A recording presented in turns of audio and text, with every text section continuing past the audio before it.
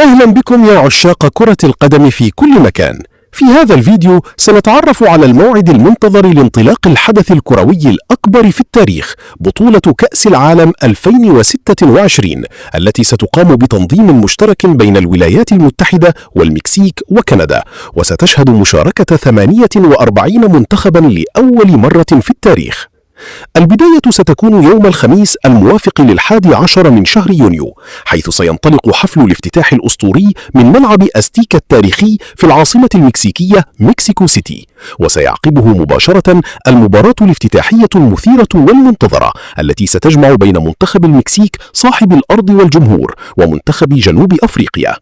والآن دعونا نستعرض معكم مواعيد حفل الافتتاح والمباراة في جميع الدول العربية لتكونوا على أهبة الاستعداد للمتابعة. نبدأ بدول الإمارات العربية المتحدة وسلطنة عمان، حيث سيبدأ حفل الافتتاح في تمام الساعة 9:30 مساء، وتنطلق المباراة الافتتاحية في تمام الساعة 11:10 مساء.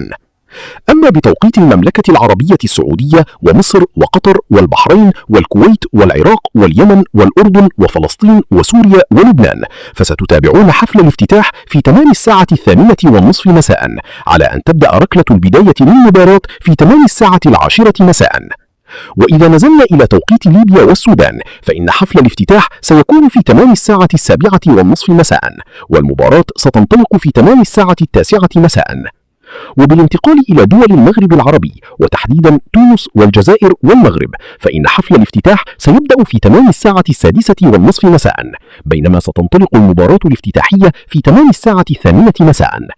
وأخيرا بتوقيت موريتانيا وغرينتش سيبدأ حفل الافتتاح في تمام الساعة 5:30 مساء، وتبدأ المباراة الافتتاحية في تمام الساعة 7 مساء.